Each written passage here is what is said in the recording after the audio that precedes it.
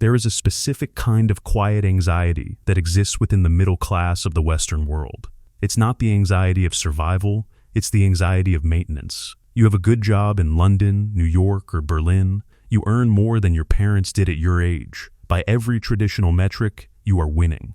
But if you stop to look at the math, you realize that despite the rising salary, your actual freedom isn't growing. It's being traded away, piece by piece, for things you don't even particularly like. Today, we're going to look at why we consistently sacrifice our future autonomy for temporary status, and why most of us don't even realize we're doing it until it's too late. Think about the last time you received a promotion or a significant raise. For the first 48 hours, you felt a sense of relief. You told yourself this was the buffer you needed. But within 3 months, that extra income became invisible. In the US and Europe, we live in a culture of upward normalization. If you earn $60,000, you drive a certain car and live in a certain neighborhood. When you earn $120,000, you feel a psychological pressure to upgrade both. We call this lifestyle inflation, but that's a clinical term for a very human emotional trap. The need for our external reality to validate our internal effort.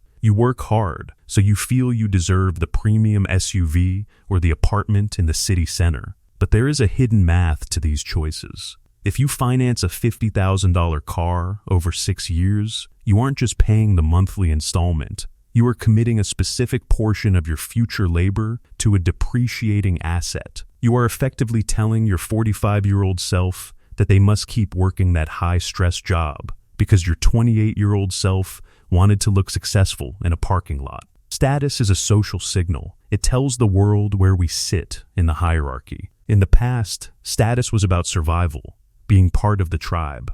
Today, in our hyper-connected society, status is maintained through consumption. We buy the $7 coffee, the latest smartphone, and the designer sneakers not because they provide 10 times more utility than the basic version, but because they act as a pass that allows us to feel we belong in the rooms we occupy. The problem is that status is a rental. It's not something you own. To keep the status, you have to keep spending.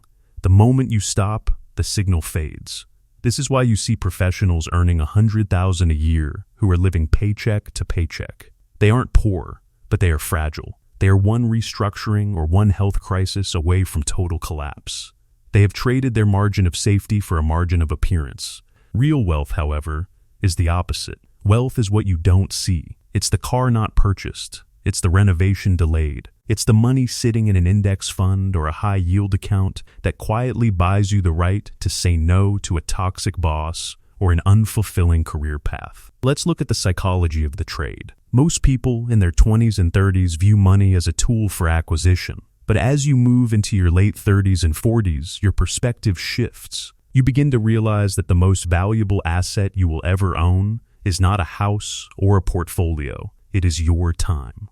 Every time you commit to a new monthly payment, whether it's a car loan, a larger mortgage than you need, or a suite of luxury subscriptions, you are selling your future time. In the US, the average car payment is now over $700. If you take that $700 and look at it through the lens of a 7% annual return over 20 years, that car didn't cost you $700 a month. It cost you nearly $365,000 in future freedom.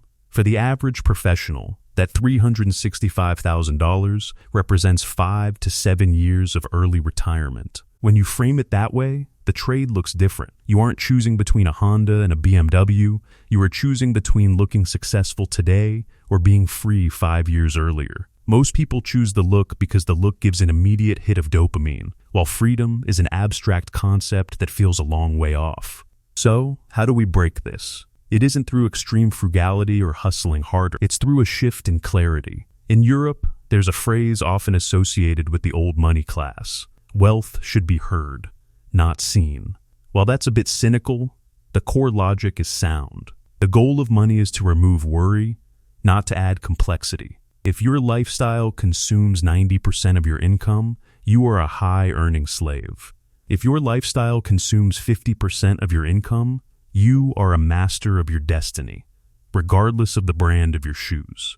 The slightly uncomfortable truth is that most of the people you are trying to impress are too busy trying to impress you to even notice your status. We are all participating in a play where the audience is distracted. When you stop caring about the temporary status, you gain a superpower, the ability to live a life that is boring on the outside but incredibly rich on the inside. You start to value the compounding interest in your brokerage account more than the compliments on your new watch. This isn't an argument against enjoying your life. It is an argument for enjoying your life sustainably. There is no feeling of status that compares to the feeling of knowing that if you lost your job tomorrow, you would be fine for 2 years.